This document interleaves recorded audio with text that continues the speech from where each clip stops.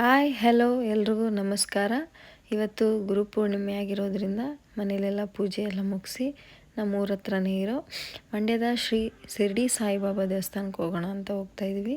ನಮ್ಮೂರಿಂದ ಇಲ್ಲಿಗೆ ಬರೋಕ್ಕೆ ನಡ್ಕೊಂಡೇ ಬಂದುಬಿಡ್ಬೋದು, ಅಷ್ಟತ್ರ ಇದೆ. ಗೆಜಿಲ್ಗೆರೆಯಿಂದ ಇಲ್ಲಿಗೆ ಆರಾಮಾಗಿ ಬರ್ಬೋದು. ಅದಕ್ಕೆ ಸಂಜೆ ಇಲ್ಲಿಗೆ ಬರೋಣ, ಗುರುಪೂರ್ಣಿಮೆ ಆಗಿರೋದ್ರಿಂದ ಸ್ಪೆಷಲ್ ಪೂಜೆ ಎಲ್ಲ ಇರುತ್ತೆ ಅಂತ ಹೇಳಿದರು. ಹಾಗಾಗಿ ಅಲ್ಲಿ ಬಂದು ಪೂಜೆ ಮಾಡಿಸ್ಕೊಂಡು ನೋಡ್ಕೊಂಡು ಹೋಗೋಣ ಅಂತ ಬಂದ್ವಿ. ಬೆಳಿಗ್ಗೆಯಿಂದ ತುಂಬ ಜನ, ಬೆಳಿಗ್ಗೆಯಿಂದನೂ ತುಂಬ ರಶ್ ಅಂತಲೇ ಅಂತಿದ್ದಾರೆ.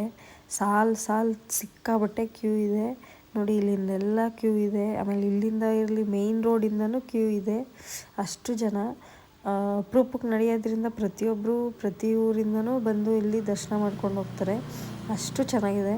ಬಟ್ ನಾವು ಇದನ್ನು ಶುರು ಮಾಡೋಕ್ಕೆ ಮುಂಚೆ ನೋಡಿದ್ದು ಒಂದು ಚಿಕ್ಕ ಪುಟ್ಟ ದೇವಸ್ಥಾನ. ಅದನ್ನು ನಿಮ್ಗೆ ಲಾಸ್ಟಲ್ಲಿ ಅದೇ ಎಷ್ಟು ಆ ದೇವಸ್ಥಾನ ಇದ್ದಿದ್ದು ಅಂತ ತೋರಿಸ್ತೀನಿ.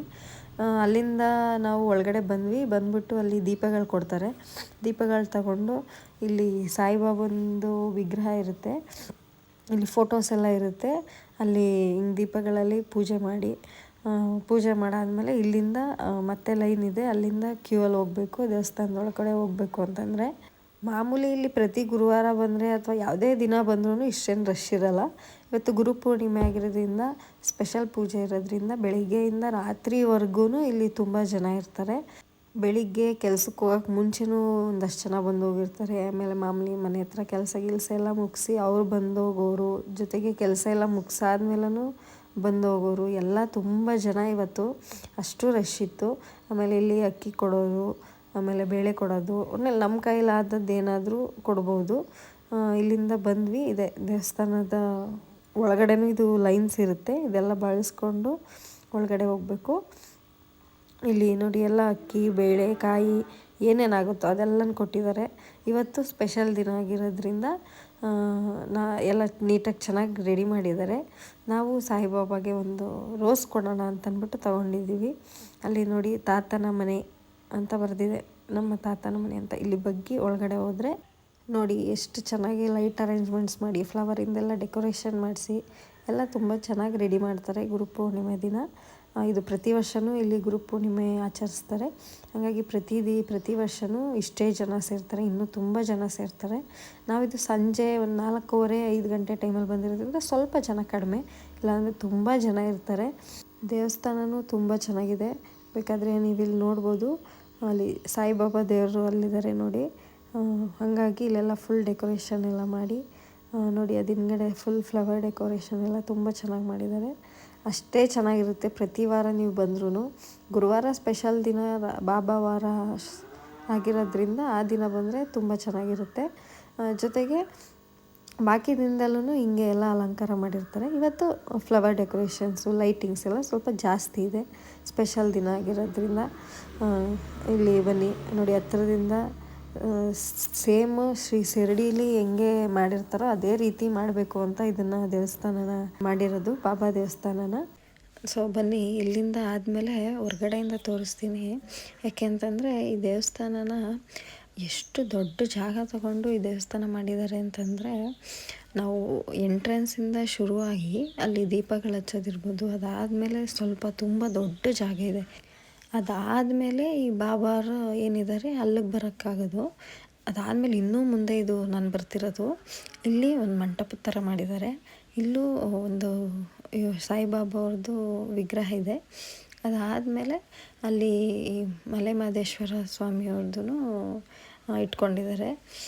ಇದೊಂದು ಜಾಗ ಅದಾದಮೇಲೆ ಇದಾದಮೇಲೂ ಇನ್ನೂ ಮುಂದೆ ಸಖತ್ ಜಾಗ ಇದೆ. ಅವ್ರದ್ದು ರೂಮ್ ಆಗಿರ್ಬೋದು, ಒಂದು ಸ್ಟೋರೇಜ್ ಸ್ಪೇಸ್ ಆಗಿರ್ಬೋದು, ಅದೆಲ್ಲನೂ ಮಾಡ್ಕೊಂಡಿದ್ದಾರೆ. ಅಷ್ಟು ದೊಡ್ಡ ಜಾಗದಲ್ಲಿ ಈ ದೇವಸ್ಥಾನನ ಕಟ್ಟಿರೋದು. ನಾನು ನಿಮ್ಗೆ ಅದೇ ಹೇಳ್ತಿರೋದು, ಫಸ್ಟ್ ಶುರುವಿನಲ್ಲಿ ಎಷ್ಟು ಚಿಕ್ಕದಾಗಿತ್ತು ಗೊತ್ತಾ, ಆಮೇಲೆ ಜಮೀನಲ್ಲಿರೋದೆಲ್ಲ ತಗೊಂಡು ಆಮೇಲೆ ಇಷ್ಟು ದೊಡ್ಡದಾಗಿ ಎಷ್ಟು ಚೆನ್ನಾಗಿ ಮಾಡಿದ್ದಾರೆ ಅಂತಂದರೆ ತುಂಬ ಚೆನ್ನಾಗಿದೆ ನೋಡಿ. ಮಂಟಪಕ್ಕೆ ಡೆಕೋರೇಷನ್ ಎಲ್ಲ ತುಂಬ ಚೆನ್ನಾಗಿ ಮಾಡಿದ್ದಾರೆ. ಅದಾದಮೇಲೆ ಇವತ್ತು ಗುರುಪೂರ್ಣಿಮೆ ಆಗಿರೋದ್ರಿಂದ ಬೆಳಿಗ್ಗೆಯಿಂದ ರಾತ್ರಿವರೆಗೂ ಇಲ್ಲಿ ಅನ್ನ ಸಂತರ್ಪಣೆ ಇಟ್ಕೊತಾರೆ. ಪ್ರಸಾದ ವಿನಿಯೋಗ ಇರುತ್ತೆ. ಪ್ರತಿಯೊಂದೂ ವೆರೈಟಿಯಾಗಿ ಮಾಡ್ತಾರೆ. ಒನ್ ಟೈಮ್ ಈಗ ಪಲಾವ್ ಮಾಡಿದರೆ ನೆಕ್ಸ್ಟ್ ಪೊಂಗಲ್ ಮಾಡಿರ್ತಾರೆ. ಅದಾದಮೇಲೆ ಗೀ ರೈಸ್ ಮಾಡಿದರು. ಸೊ ಸ್ವೀಟಾಗಿ ಲಾಡು, ಆಮೇಲೆ ಕೇಸರಿ ಬಾತು, ಈ ಥರ ತುಂಬ ವೆರೈಟಿಯಾಗಿ ತುಂಬ ಚೆನ್ನಾಗಿ ಮಾಡಿದರು ಪ್ರಸಾದನ. ಬೆಳಿಗ್ಗೆ ಶುರು ಮಾಡಿದ್ನ ರಾತ್ರಿ 9 ಗಂಟೆಯಾಗೆ ಮುಗಿಸಿದ್ದು ಊಟ ಕೊಡೋದನ್ನ. ಸೊ ಅಲ್ಲೆಲ್ಲ ಊಟ ಮಾಡಿಕೊಂಡು ಇಲ್ಲಿ ನೆಕ್ಸ್ಟ್ ಮತ್ತೆ ಮುಂದೆ ಬಂದರೆ ನಾವು ಅದನ್ನು ಬಳಸ್ಕೊಂಡು ಈ ಕಡೆ ರೈಟ್ ಸೈಡಿಂದ ಮುಂದೆ ಬಂದರೆ ಇಲ್ಲಿ ಒಂದು ಧೂಪ ಕೊಡ್ತಾರೆ. ಧೂಪ ಕಟ್ಟಿಗೆ ಏನು ಉರಿತಾ ಇರುತ್ತೆ ಅಲ್ಲಿಗೆ ಹಾಕಬೇಕು. ಅದಾದಮೇಲೆ ಈ ಕಡೆ ನಮ್ಮದು ಬಾಬಾ ಅವರು ಏನು ತೇಟ್ ಕೂತಿರೋ ಥರನೇ ಒಂದು ವಿಗ್ರಹದ ಥರ ಮಾಡಿದ್ದಾರೆ. ಇದನ್ನು ನೋಡಿದ್ರೆ ಸೀರಿಯಸ್ಲಿ ನಿಜವಾದ ಮನುಷ್ಯ ಅವರೇ ಕೂತಿದ್ದಾರೇನೋ ಅಂತ ಅನಿಸುತ್ತೆ. ಅಷ್ಟು ಚೆನ್ನಾಗಿ ಈ ವಿಗ್ರಹನ ಮಾಡಿದ್ದಾರೆ. ಇತ್ತೀಚಿನ ದಿನದಲ್ಲಂತೂ ಏನು ಬಾಬಾ ಅವ್ರನ್ನ ಹಿಂಗೆ ತಯಾರಿಸಿಟ್ಟಿದ್ದಾರೆ, ಇದನ್ನು ನೋಡೋಕ್ಕೆ ತುಂಬ ಜನ ಬರ್ತಿರೋದು.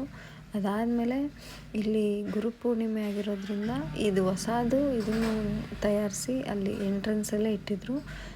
ಅವ್ರ ಜೊತೆ ಎಲ್ಲ ಫೋಟೋ ತೊಗೊಂಡು ನೆಕ್ಸ್ಟ್ ಇನ್ನು ಮುಂದೆ ಬಂದಾದಮೇಲೆ ಏನು ನಾವು ದೀಪ ಹಚ್ತೀವಿ ಆ ಜಾಗ ಸಿಗುತ್ತೆ.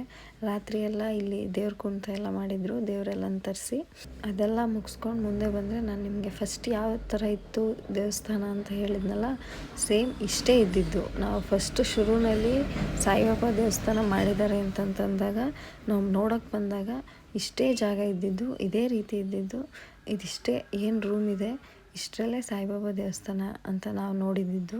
ಬಟ್ ಇವಾಗ ತುಂಬ ಬೆಳವಣಿಗೆ ಆಗಿದೆ. ಸೊ ನೋಡೋಕ್ಕೂ ತುಂಬ ಚೆನ್ನಾಗಿದೆ. ಸೊ ಖುಷಿಯಾಗುತ್ತೆ. ಆಮೇಲೆ ಅಲ್ಲಿಂದ ಮುಗಿಸ್ಕೊಂಡು ಬಂದಮೇಲೆ ಇಲ್ಲಿ ಅದೇ ಸಾಯಿಬಾಬಾ ಅವ್ರದ್ದು ಫೋಟೋ ಆಗಲಿ, ಆಮೇಲೆ ಅವ್ರದ್ದು ಹಣೆಗೆ ಇಕ್ಕೊಳ್ಳೋ ಕುಂಕುಮ ಆಗಲಿ, ಈ ಥರದ್ದೆಲ್ಲ ಇಲ್ಲಿ ಸಿಗುತ್ತೆ. ಅದಕ್ಕೆ ಅಂತಲೇ ಇಲ್ಲಿ ಮಳಿಗೆ ಮಾಡಿ ಇಟ್ಕೊಂಡಿದ್ದಾರೆ. ಮತ್ತು ನೋಡಿದ್ರಲ್ಲ, ಗುರುಪೂರ್ಣಿಮೆ ಆಗಿರೋದ್ರಿಂದ ಇಷ್ಟು ಜನ.